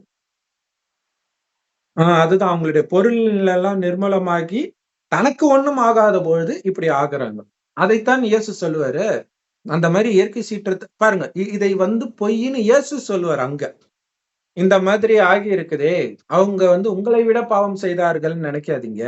மனம் திருந்தாவிட்டால் உங்களுக்கும் இதே நிலைமைதான். அப்படின்னா என்ன அர்த்தம்? எல்லாரும் பாவிகள் தான். அவங்க கொஞ்சம் அதிகமா பண்ணியிருக்கிறாங்க. அப்படின்னா என்ன அர்த்தம்? இங்க எவனும் பரிசுத்தவான் கிடையாது. இயேசுவை சொல்றாங்க. பரிசுத்த போதகரன் அவர் சொல்றார், பிதாவை தவிர எவனும் பரிசுத்தன் கிடையாது. அப்ப எந்த பாதைக்கு திரும்பணும்னு இயேசு சொல்லல. பிதாவின் சித்தப்படி. பட் பிதாவின் சித்தம் என்ன? அது பிதா வரும்பொழுதுதான் தெரியும். அதுவும் பைபிள்ல இருக்குது. சரி. அதனால நீ கடவுளை திட்டுறதை நிறுத்திட்டு கடவுளோடு உண்மையான உறவை ஏற்படுத்திக்கோ. சூப்பரா இருக்கு பாருங்க. உண்மையான உறவு என்ன? அவர் அப்பா, ஞானத்தை கொடுக்கிற ஆசிரியர், கூடவே அழைச்சிட்டு போற குரு, சத்குரு. அதனால அமைதியா இரு. ஓம் சாந்தி நம்ம சொல்றோம் இல்லையா? ஆத்மா அதோடைய உண்மையான குணம் அமைதி. அமைதியில் நிலைத்திரு. அப்ப நீ செய்யறதெல்லாம் உனக்கு கைகூடும். நீ பாட்டுக்கு திட்டிக்கிட்டே இருந்தன்னா, அந்த இவரு இருக்கிறாருல, அவர் பேரு என்ன? ஈமான். இமான் தானே மியூசிக் டைரக்டர். அவரு சொல்லியிருந்தார், உங்களுக்கு கஷ்டம் வரும்போது யார்கிட்ட இருந்து உங்களுக்கு உதவி வேணுமோ அவரையே நீங்க கட் பண்ணிட்டீங்கன்னா எப்படி கிடைக்கும்? அதுதான் இங்க நடந்துட்டு இருக்கு. அதுதான் சொல்றாரு. நீ அவரோடு நல்ல உறவில் வா, சாந்தப்படு. அழகா இந்து மதத்துல நடந்தது அனைத்தும் சரியாகவே நடந்தது. நடப்பவை நன்றாகவே நடக்கிறது. நடக்க இருப்பது நன்றாகவே நடக்கும். இதுல எதுவுமே தப்பு கிடையாது. உனக்கு தெரியாது நீ என்ன பண்ணிருக்கிறேன்ட்டு. அதுக்கான தண்டனை உனக்கு கம்மியா தான் கொடுக்கப்படுது. அதையே நீ தாங்கிக்க மாட்ற. இப்ப மனம் திருந்தணும். நான் இந்த தண்டனை அனுபவிக்கிறேன்னா ஏதோ பண்ணிருப்பேன். இப்ப எனக்குள்ள என்னென்னலாம் கெட்ட பழக்கம் இருக்கு. அதை ஃபுல்லா அழிக்கணும். நிறைய பேர் காமம், கோபம், பற்று, பேராசை, அங்க பற்று கூட பாவம் தான். பற்றுனாலதானே போர் நடக்குது இல்லையா? மதப்பற்று, இனப்பற்று. இதெல்லாம் தடுத்துட்டு ஒரு இறைவனை தவிர எனக்கு யாரும் இல்லை அப்படின்னு இருக்கணும். அப்ப உனக்கு எந்த பிரச்சனையும் இருக்காது. அதனால 22 படிங்க சிஸ்டர். அவர் வாயினின்று பிறந்த வேத பிரமாணத்தை ஏற்றுக்கொண்டு அவர் வார்த்தைகளை உம்முடைய இருதயத்தில் வைத்துக் கொள்ள வேண்டுகிறேன். சூப்பர். அவருடைய வாயிலிருந்து புறப்பட்ட, இயேசுவின் வாயிலிருந்து கிடையாது, மோசஸின் வாயிலிருந்து இல்ல, அவருடைய வாயிலிருந்து. கடவுளுக்கு உடம்பு கிடையாது. இன்னொருத்தர் உடம்பு எடுத்துதான் ஆகணும். ஆனா அவருடைய வார்த்தை வருது. மற்றவர்கள் உடம்புல வர்றது கடவுள் பேசல யாருக்கிட்டையும். கடவுள் இப்ப பேசிட்டு இருக்காரு. யாரும் இல்லாத கடையில அவர் டீ ஆத்துவாரா? கிறிஸ்தவர்களே பூமியில கிடையாது. அப்ப எப்பயோ நடந்துச்சுன்னு சொல்றாங்கல்ல. இப்ப அந்த ஞானம் எல்லாம் இப்ப கடைசியில தேவை. இப்பதான் காம கோபத்துல மூழ்கி கிடக்குறாங்க. இப்பதான் அந்த ஞானத்தை கொடுக்க இறைவன் வரார். எல்லா மதத்துக்காரங்களும் இப்ப எடுப்பாங்க. குறிப்பா நபி, இயேசு எல்லாமே. இவங்க ஞானத்தை எடுத்து மத்தவங்களுக்கு சொல்லணும்னு நினைக்கிறதுக்குள்ள உலகம் அழிஞ்சிடும். அந்த ஆசை நிறைவேற்றதுக்காக அவங்க மீண்டும் எப்ப வராங்களோ, கரெக்டா சொன்னா அதான் 2ஆம் வருகை. முதல்ல இப்ப ஞானத்தை கொடுக்குறாங்க. 2ஆம் வருகையில அவங்க ஞானத்தை கொடுக்குறாங்க. அது அவங்க ஃபர்ஸ்ட் வருகை. இது கடைசியில 2வது வருகைன்னு நினைச்சுக்கிறாங்க. கடைசியில அவர் வந்தாலும் யாரும் ஏத்துக்க மாட்டாங்க. கடைசியில வர்றது கடவுள் தான்.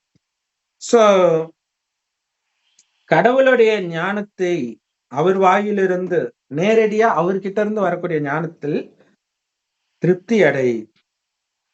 உன்னுடைய இதயத்தில் அதை நிரப்பிக்கொள் அப்படின்னு சொல்றாரு. இதுதான் உன் மனதை அமைதிப்படுத்தும். அதுக்கு இறைவனை நினைச்சுக்கிட்டே இருக்கணும். மற்ற எதையுமே நினைக்க கூடாது. நான் பணக்காரன் நினைச்சதுனால தானே இழந்துட்டேன்னு வலி வருது.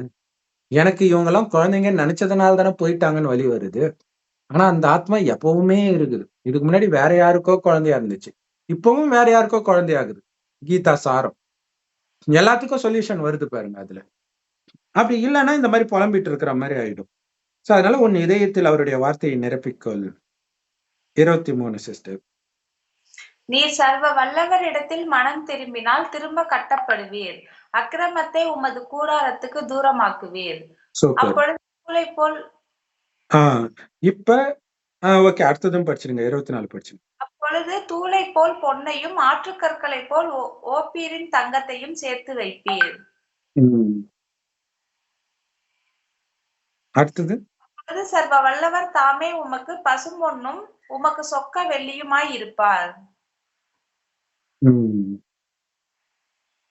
ஓகே. சர்வ வல்லவர் மேல் மன மகிழ்ச்சியா இருந்து தேவனுக்கு நேராக உம்முடைய முகத்தை ஏறெடுப்பீர். Okay sister. Okay, okay, okay. சூப்பரான விஷயம் இது. அதனால அவரோடு நல்ல உறவில் வந்து, அதாவது நேரடியா அவருடைய மகனாக இவங்கலாம் என்ன சொல்றாங்க? இயேசு கடவுளுடைய மகன்றாங்க. அப்ப இவங்கலாம் யாரு? சாத்தானுடைய மகனா? உண்மைதான். எல்லாருமே இப்ப சாத்தானுடைய மகன் தான். இப்பதான் கடவுளுடைய மகனாக மாறுறோம். அப்ப அவர்கிட்ட நீங்க வந்துட்டீங்க அப்படின்னாலே, அந்த மனத்தாழ்ச்சி உங்கள பாவின்னு ஒத்துக்கோங்கன்னு கிறிஸ்தவ மதத்துல சொல்லுவாங்க. நான் முதல்ல சர்ச்சுக்கு போனோனே இத சொல்ல சொன்னாரு. எனக்கு நான் என்னடா பாவம் செஞ்சேன்? பிரியாணி சாப்பிட்டு போய் நெனைக்கிறேன். நான் என்னடா பாவம் செஞ்சேன்ட்டு. அப்ப இங்க என்னன்னா, அவருடைய வார்த்தையை கேட்கிறது. அதுதான் அவருகிட்ட தாழ்ந்து போறதுன்றது. அப்ப உங்களுடைய கூடாரத்தை விட்டு துன்மார்க்க விஷயங்களை தூரமாக்குங்கள். இதுவரைக்கும் நீங்க ஃபாலோ பண்ணது எல்லாமே, இனி உங்கள விட்டு தூரமா இருக்கணும். அப்படி ஆக்குனீங்கன்னா என்ன ஆகும்? மண்ணு மாதிரி உங்களுக்கு தங்கம் இருக்கும்ன்றார். எவ்வளவு மண்ணு இருக்குது, அவ்வளவு தங்கம். இது எங்க இருக்கும்? சொர்க்கத்துல இருக்கும். சோ இங்க சொர்க்கத்துக்கு போறதுக்கான வழி தான் இங்க பேசப்பட்டுட்டு இருக்குது. இப்ப நீ இதுக்கெல்லாம் புலம்பிட்டு இருக்கிறதுக்கு பதிலாக, ஏன்னா புலம்புனா இழந்துடுவீங்க. கடவுள் சொல்றாரு, அழுதா இழந்துடுவீங்க. அதனாலதான் கிறிஸ்தவ மதத்திலும், முஸ்லிம் மதத்துல இறந்தால் அழக்கூடாதுன்னு சொல்லுவாங்க. ஆனா அவங்க எப்பவுமே அழுவுறதுனால அவங்களுக்கு அது டிஃபரன்ஸ் தெரியாது. இல்லையா? எப்பவுமே சாமி முன்னாடி போய் அழுதுட்டு தான் இருக்கிறாங்க. சோ அப்ப சொர்க்கத்தில் வந்து தங்க செங்கற்களால் கட்டப்பட்ட மாட மாளிகையில இருக்கும். திரும்புற பக்கமெல்லாம் தங்கம் அப்படியே ஜொலிக்கும்ன்றாரு. திரும்புற பக்கம் எல்லாம் மஞ்ச மஞ்சளா இருக்கும். எப்படி இருக்கும்? யோசிச்சு பார்க்க எப்படி இருக்குது? சோ அந்த மாதிரி இருக்கும். அதை சேர்த்து வைப்பீங்கன்றாங்க. சேர்த்து வைக்கிறது இல்ல, அங்க இருக்கும். தங்க ஸ்பூனோடவே பொறப்பீங்க. போய் கொள்ளையடிச்சிட்டு வர்றது கிடையாது. சோ அதுக்கு தான் இப்ப நீ அமைதியா இருக்கணும்ன்றது. இதுதான் உண்மையிலேயே கடவுளுடைய ஞானம். கொள்ளையடின்னுலாம் சொல்லப்பட்டிருக்கும் இதுக்கு முன்னாடி எல்லாம். என்னடா இது கடவுளுடைய வேதமா, சாத்தானுடைய வேதமா நமக்கே தோணிடும். நான் இப்ப சொல்றாரு பாத்தீங்களா, இழக்கிறதுக்கு தயாரா இரு, மனமகிழ்ச்சியோட இரு, நீ பாவம் செஞ்சிருப்ப, அதை புரிஞ்சுக்கோ. இவர் சொல்றதுதான் கடவுளுடைய ஞானமே. ஆனா கடைசியில இது வேற மாதிரி மாறப்போதா என்னன்னு தெரியல, பாப்போம் அது. ஆஹ் அப்ப அந்த கடவுளே உனக்கு தங்கமாக இருப்பார். அவருடைய போதனைகளே உனக்கு வெள்ளியாக மாறும் அப்படின்னு சொல்லப்பட்டது. போதனை வந்து வெள்ளி இல்ல, வைரம். இல்ல, சொர்க்கத்தில் தங்கம். அது வந்து தங்க யுகம்னே பேரு, சத்தியுகத்தை, கோல்டன் ஏஜ்.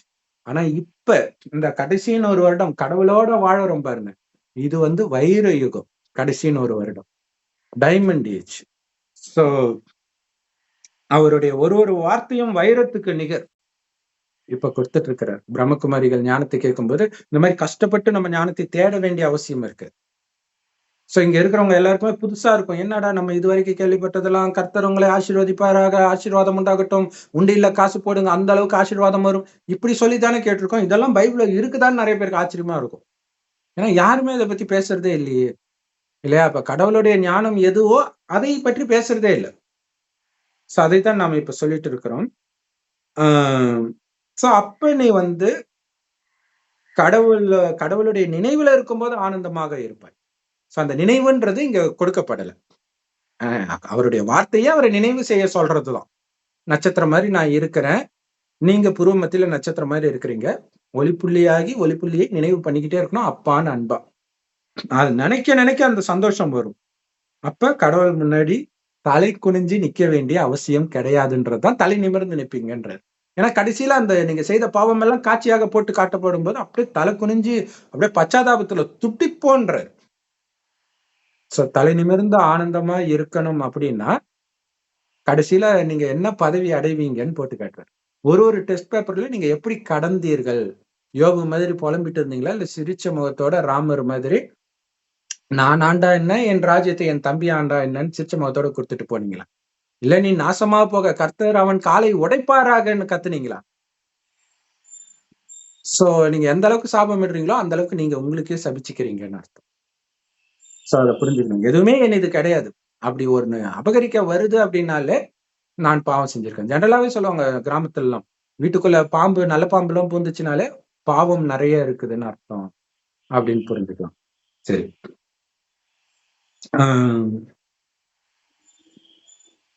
ஓகே. 27 சிஸ்டர். நீர் அவரை நோக்கி விண்ணப்பம் பண்ண அவர் உமக்கு செவி கொடுப்பார். அப்பொழுது நீர் உம்முடைய பொருத்தனைகளை செலுத்துவீர். நீர் ஒரு காரியத்தை நிர்ணயம் பண்ணினால் அது உமக்கு நிலைவரப்படும். உம்முடைய பாதைகளில் வெளிச்சம் பிரகாசிக்கும். மனுஷர் ஒடுக்கப்படும் போது திடப்பட கடவர்கள் என்று நீர் சொல்ல தாழ்ந்தோர் ரட்சிக்கப்படுவார்கள். குற்றமற்றிராதவனையும் கூட தப்புவிப்பார். உம்முடைய கைகளின் சுத்தத்தின் நிமித்தம் அவன் தப்பி போவான் என்றான். Super super. சோ இங்க வந்து பிரேயர் பண்ண சொல்றாங்க. இது வந்து பக்தி மார்க்கம். பிரேயர் கடவுள் சொல்றாரு, அது போய் கேட்கறது, எனக்கு இதை கொடு அதை கொடுன்றதுதான் பக்தி. இங்க அது கிடையாது. நீ என்னோட குழந்தைய மடியில வந்து உட்காருன்ற. சிவபெருமான் மடியில பிள்ளையார் உட்கார்ந்துட்டு இருப்பார்ல, அந்த பிள்ளையார் நாம தான். அவருக்கு உடம்பு கிடையாது, அது ஒரு மனித ரூபத்துல காட்டியிருக்கிறாங்க, அவ்வளவுதான். அப்படின்னா அவர் அவரையே நினைச்சு அவர் நம்ம மனம் ஃபுல்லா அவராகவே இருக்கணும். அந்த ஒளிப்புள்ளியே அவர் எனக்கு சொர்க்கத்தை கொடுத்தார், நான் சாத்தானின் வழிபடி போய் அனைத்தையும் இழந்துட்டேன், இப்ப மீண்டும் அவர்கிட்ட நான் வந்திருக்கிறேன். இதை வந்து அவங்க இயேசு கிட்ட வான்றாங்க. அது இயேசு கிட்ட இல்ல, ஈசன் கிட்ட வான்று. ஆக்சுவலா ஈஷா நபின்னு தான் வருமே குரான்ல. அப்ப